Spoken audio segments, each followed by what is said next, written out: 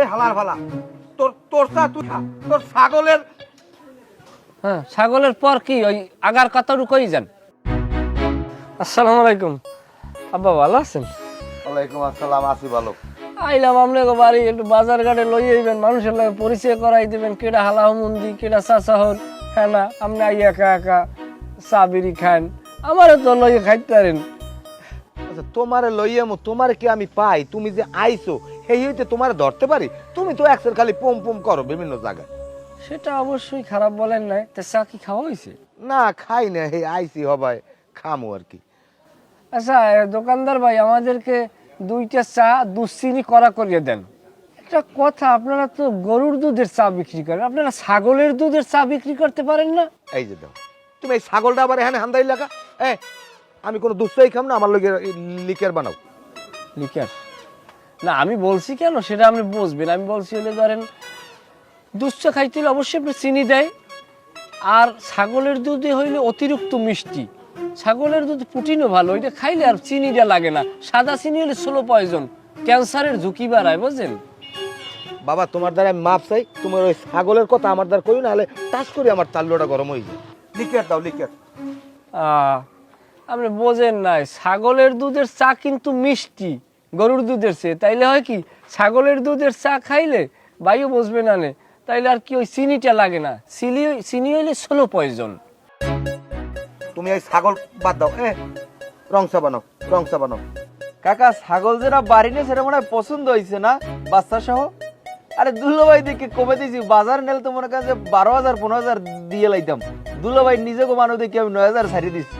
ওকে জামাই ছাগল কিনছো তুমি? কই? না এ জায়গায় না, ওই ছাগল কিনছিলাম, 3,000 টাকা লাভে বিক্রি করে ফেলাইছি, পেশাই পড়ছি। আপনি আর এটা লই খসাখসি করেন না। এই ব্যবসা করিয়েই ছাড়লা তুমি, আমার মানিজ্যত কিছু রাখবা না? না ও দুলোভাই, আপনি আসলেই হলে ছাগলের ব্যবসা করেন না? আমি আব্বার দ্বারা শুনছি, আমার বিশ্বাস হয় না। যদি এই নিজের সয়ে না থাকতে তাহলে তো বিশ্বাস করতে পারতাম না।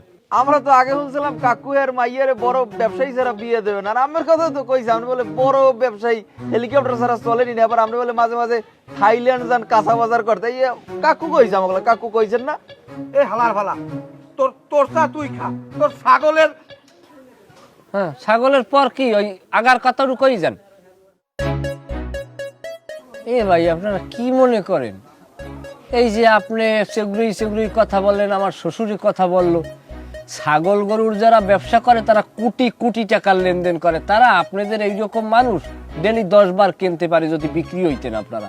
তাদের কত টাকা আর্ন হয় জানেন আপনি? কত টাকার তাদের লেনদেন হয়, তাদের হিসেব রাখতে এমএ পাস পোলা লাগে, বুঝেন? দুলোভাই আপনি রাগ করেন না, কোনো ব্যবসাই তো খারাপ না। আর ছাগল গরুর ব্যবসা তো আরো বড় ব্যবসা। ছাগল গরুর ব্যবসা যারা করে তো অনেক টাকা।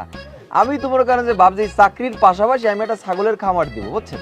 কারণ আপনার শ্বশুরে হে যেরকম করে কইছে তো বুঝি মনে করেন আপনি কত বড় কি জানি ব্যবসা করেন। আমি তো বুঝিনি আপনি ছাগলের ব্যবসা করেন দুলোভাই। সেটা সে গপ্প মারছে। এখন সে যদি গপ্প মারে তার দায়ভার তো আমি নেব না। আমি একজন ভালো ব্যবসায়ী, আমি বিদেশে ছাগল ইম্পোর্ট এক্সপোর্টের ব্যবসা আছে আমার বিদেশে, একথা সত্য। কিন্তু এখন যদি বলে যে আমি ইউরোপেলেনে চলাফেরা করি, আমি থাইল্যান্ডে যাই বাজার করি, এই সমস্ত সেরেপ মিথ্যে কথার তো দায়ভার আমি নিতে পারি না। দুলোভাই আপনি রাগ করে থাকেন, আপনি চা খান, বিল আমি দিব। মানে না, চা খাওয়ার আর পরিবেশ নাই তো, চা খামো কেমনে? ছাগল হইলে সবার সতীন।